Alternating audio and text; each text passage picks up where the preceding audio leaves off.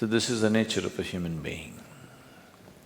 Whatever you're deprived of, you think that is the highest thing. Whatever you don't have, looks like at that moment, that is the highest thing. If you have not eaten for 2 days, food will be God, yes or no? No? Yes. If you don't understand this, close your mouth, hold your nose like this for 2 minutes. Will you ask for air or God? Air. God comes and says, you want me or air? You'll say, hell with you, I want to breathe. Because whatever at that moment you're deprived of, that takes on enlarges itself in such a way, it blocks everything out. Or in other words, when you're in any state of compulsiveness, you don't see anything the way it is, it gets exaggerated. If your bladder is full, 1 minute, I'm talking about enlightenment, your bladder is very full. Are you interested? I don't want any enlightenment. Right now, going to the bathroom feels like ultimate liberation. Yes or no? So just about anything, when you're in a state of compulsiveness, you don't see anything the way it is. Life will get distorted to make you think that that is it at that moment. So like this, human life passes from one compulsive state to another, never allowing yourself that little bit of space where you could see things the way they are. If you do not even see life the way it is, can you handle it the way it needs to be handled? It doesn't arise, isn't it? If you don't see things the way they are, you can never handle it the way it needs to be handled. Because of this, in many ways, individual human lives and whole societies have become distorted humanity. When I say distorted, it's normal, I mean normal.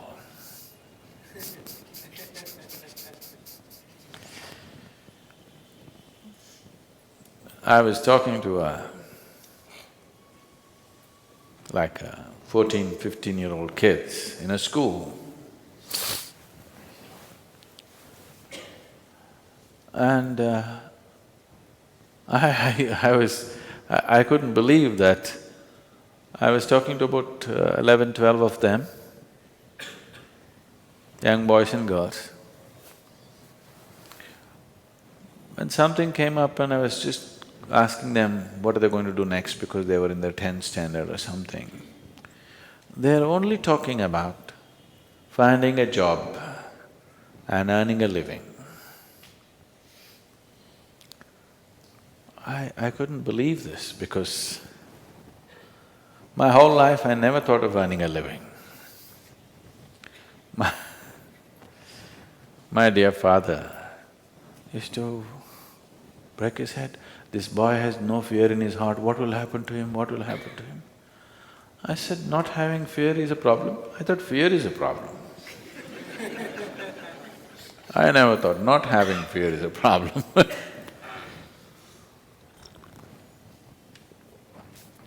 So, according to the dictates of the divine, I was supposed to become a doctor because my father is a doctor. At the age of 10, I told him, no, that's one thing I'm not going to be, I'm not going to be a doctor. But every day somebody is trying to work on me, you must become a doctor, you must become a doctor. You know, Indian family, you must become a doctor. If you cannot… Of course, now they've all shifted to software. I was I was… I was in Chicago just 8 days… just 2 days ago I came to India. So 1 week ago, 8 days ago, I was in Chicago. And an Indian person came and I asked, okay, what are you doing? What else, Sadhguru? That means he's a software engineer.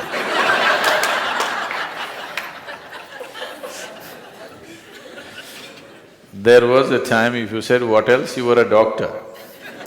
Now if you say what else, it means you're a software engineer. It is not because they're phenomenally interested in human physiology they became doctors, not because have an electronic this thing they became a software engineer, just to earn a living.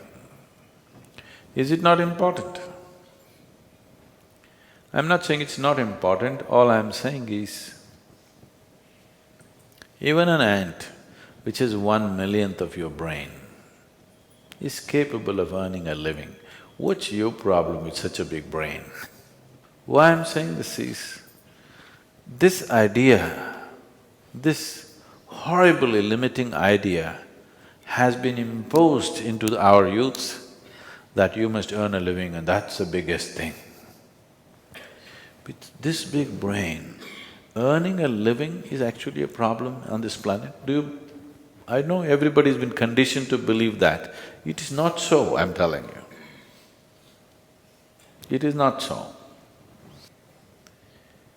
Earning a living is a petty thing for human consciousness, but unfortunately, whole humanity is investing all its energies and intelligence in just earning a living. If this one thing does not change in the world, that… I'm not saying one should not, all I'm saying is, it need not occupy the entirety of human consciousness to earn a living. If you put one little finger to work, it'll earn a living. It's capable, this is capable of that. All human genius has been smothered to death simply because everybody is thinking how to earn a living, how to earn a living, The moment they can earn a living, they will sit down and become fat.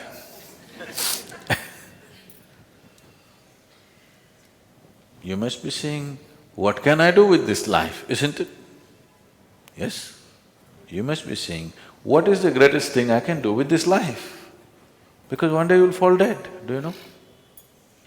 Do you know you'll fall dead one day? So before you die, whatever is the peak possibility for this life should happen, isn't it? I earn my living, I earn my living. This is a big pride. Why don't you see every insect, every worm, every bird, every animal, every creature on this planet is earning a living? What is there to be so proud of about I earn my own living? Everybody's earning their own living, isn't it? Only human beings are making a big issue out of it. Too big a issue. When I look at it, how human intelligence has been sacrificed at the altar of earning a living is unbelievable. How many things human beings could have done, how many incredible things they could have done, but instead of that, they're earning a living.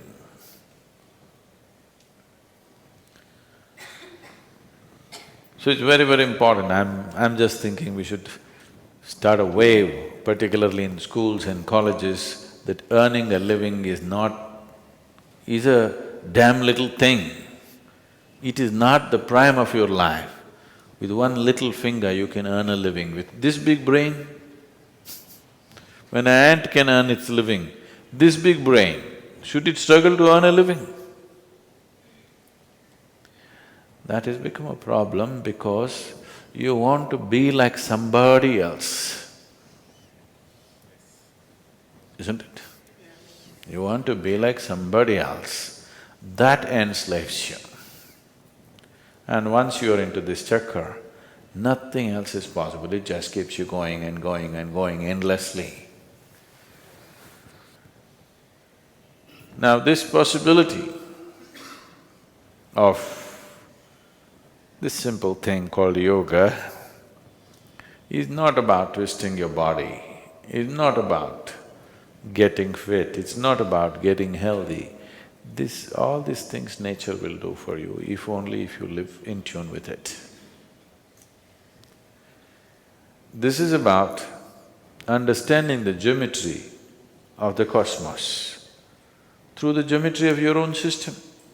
I'm calling this a geometry because cosmos is a geometry, isn't it? Planet Earth is going around the sun. What is it?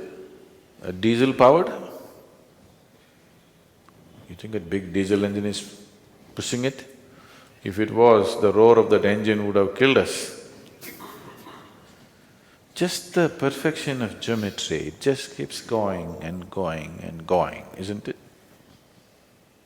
You've seen those perpetual machines? Have you seen those little ones? If you just do it like this, for years on end it's going. So this is just that, it's a perfection of geometry which keeps it going and going and going. The whole universe is geometrically perfect, that's why it stays there, otherwise it wouldn't.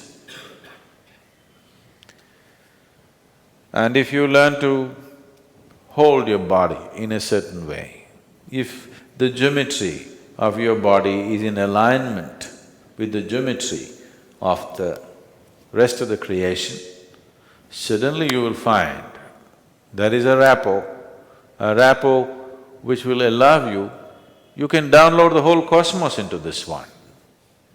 This is not a tiny little…